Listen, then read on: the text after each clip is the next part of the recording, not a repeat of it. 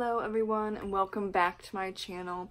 This video is a discussion video that I'm pretty much freeballing, so if I start to rant or kind of not make sense, even though I edit heavily, sorry in advance, but this is something that keeps popping up in my mind, especially as a writer and a reader. Book reviews aren't for the actual writers. For me, it's not about dissing the author, because I personally understand that the writer is not the characters or the storyline or, you know, subplots or whatever it may be in this book. There might be hints of that writer, because I know for me, all of my female MCs are part of me because they're like the main characters, and even if I try not to put myself in there, it just happens. So, but other than that, it doesn't mean that I agree with my characters whatsoever, or, you know, especially if they're racist, sexist, homophobic, whatever it is, they're not going to have 21st century ideals. And when I read historical fiction, historical fantasy, I don't take what those characters say and project that onto the writer. If you're writing in the, you know, something is set in the 1600s or the 1400s, I'm sorry, it's just not going to be 21st century thinking. I have seen, particularly reviewers on Goodreads, attack the author and make it out like the author is racist, sexist, homophobic, transphobic, whatever it is, because of maybe not even a plot, maybe not even a subplot, maybe a few lines in a 600-page book. I am very mindful about my 1 or 2 star reviews. I don't write reviews. If they're 1 or 2 stars, I don't review them on this channel, and that has been since day one, because I really understand as writers how difficult it can really be, because you're putting your heart and soul in these books or poems or short stories, whatever it is. And when you see someone, you know, say, okay, you know, this is why I gave it a 1 star, which I could understand if you want to critically analyze it, totally cool, okay.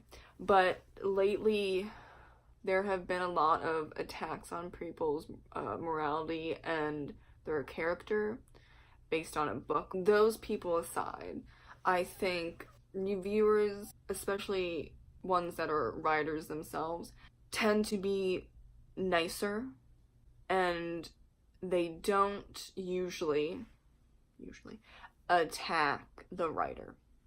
It should be that book reviews aren't for the writer, it's for the reader and the reader's taste. That's what I'm reviewing. It's for my taste personally and people that have similar tastes to me. That's it. It's not about the writer.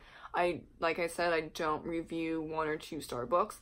Most of the time, I don't review 3-star books. I will review 4 and 5 star books. I just don't want that type of energy, because it's not for the author. It's for the reader. Reader is the key word. It's really, when I'm rating a book, it's about me personally and what my friends and my followers might like. Of course, quite a few followers that might disagree. That's totally fine, because they're their own individual and it makes sense. But it's really helpful, you know, for people that want to pick up something new and they stumble upon one of my reviews and it's a, you know, 3, 4, 5-star review of a historical fiction book or a fantasy book or, you know, whatever it is, and then I give my opinion and then they look into it more. There are some booktubers that, you know, will go 20 minutes or more on a review of just one book. I don't. That's a lot. I give a summary and my review. That's just personal taste, and that's how I review books. Other reviewers go a little more in depth and maybe really pick apart stuff in just their book review and not even do a separate discussion video. I've done separate discussion videos like only twice because I could really dissect a book, but for me personally, then it becomes less fun. Like, I think it's fun dissecting Disney movies because they're movies. And I really love Disney, and I only do movies that, you know, I have a passion for. So of course, reviewing varies between booktubers or just book reviewers in general. Some of them might be in depth and some of them are a 6-minute video like mine, and maybe an author stumbles upon the 30-minute video going really, you know, deep and negative, and they see that and they're hurt, which I can totally understand as an author. I can see why writers are a little wary of book reviews about their books, because a lot of the hits for book reviews are rant/hate videos where you have, you know, this person gave this book 1 star and just goes on for 45 minutes about the book, and, you know, oftentimes, I think the past few years, about the author themselves. Just best to let that go. So for, you know, authors that stumble across a really bad review, especially one that is attacking your character, I understand that anger and frustration and sadness, but you really, you know, just don't interact with that. And I know I can only speak for myself and a few of my other friends where we, as a group, say we're not reviewing the author, we are reviewing the book itself, and that's it. I'm definitely only reviewing the book, and that's it, when I'm doing these videos.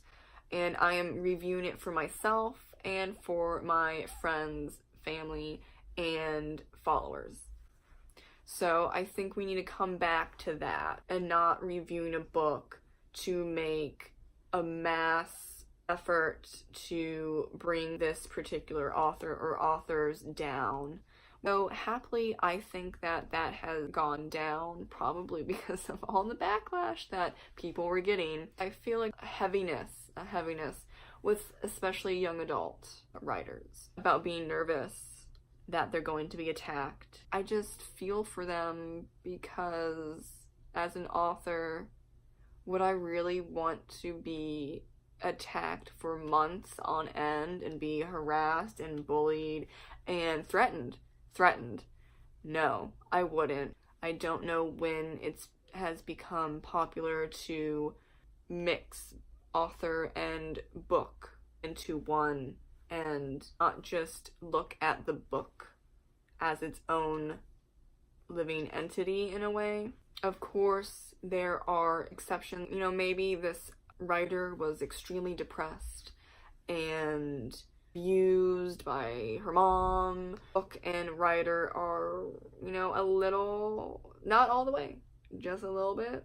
And it gets, you know, that can get a little dicey sometimes, depending.